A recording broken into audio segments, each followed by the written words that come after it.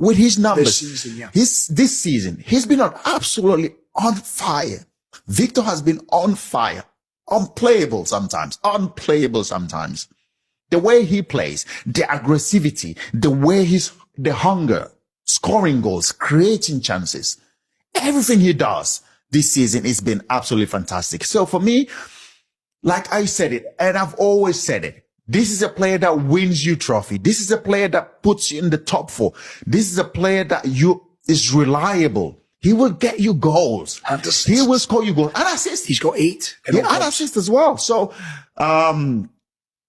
listen, it's a player we have to get. I've said it. We have to get him.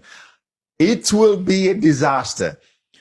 After everything that we've been through with him, the club, me and him, to see him somewhere else wearing a different shirt, for me, in my opinion, it's going to be a disaster, absolute disaster. So I don't want to see him at PSG. I don't want to see him at Manchester United. I don't want to see him at Arsenal. He's tailor-made for us. Tailor-made for us. You know, John. A player who supported us growing up. Yeah. His idol, Didier Drogba. How many times am I going to say this? He bleeds blue. He wants to play for us. We have to get him. If the club decides to go somewhere else, fair play. I know Victor, with what he's done this season and what he will do again in the future, because I know him.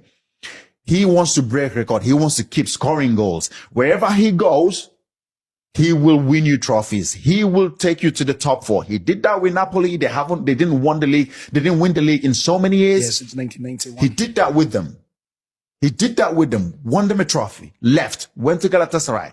Won a trophy. And they won 2 trophies now. Incredible. It's a no-brainer to get him. And we should be competing to win the league.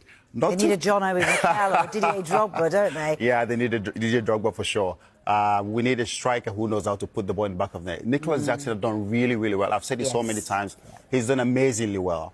But I think, is he ready to be the top guy right now at the club, to be the number 1 striker?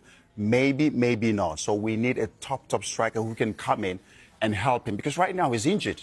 What's happening? We're not scoring goals. And I've said it all along that he needs somebody to come in and help him, not to take him out of the squad, but just to help.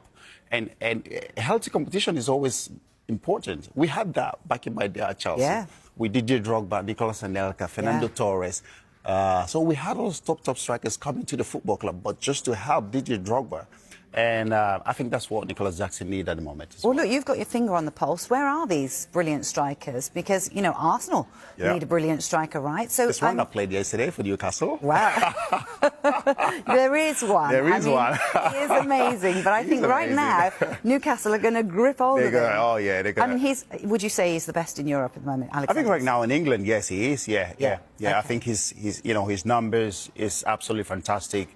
And, of course, the guy that I've talked about so many times on my podcast, a certain guy called Victor Osimhen, who plays in Galatasaray right now. We almost sort of got the deal done last summer. But almost isn't quite getting the deal done, is it? Yeah. But the club showed the right. The club wanted the player. The player wanted to come as well. So I know exactly where we stopped. Okay. If we have to pick it up again in the summer, it's just pretty easy to get it done because the player really wants to come to the football club. So if you're talking about strikers to come in and help Chelsea Football Club, you have to talk about Isak and you have to talk about Victor Osimhen. So for me, these are the top 2 strikers. If we could be able to get one of these guys, they will definitely help out next season in terms of being able to put out there like welcome to hell. Is actually hell. But I mean, for the opponent, it's a hell. But for us, it's like it's a heaven.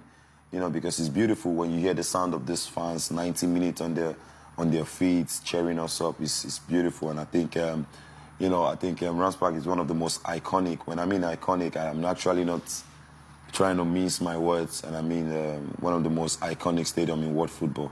And I think in terms of atmosphere, to be honest with you, there is no stadium that comes close to this.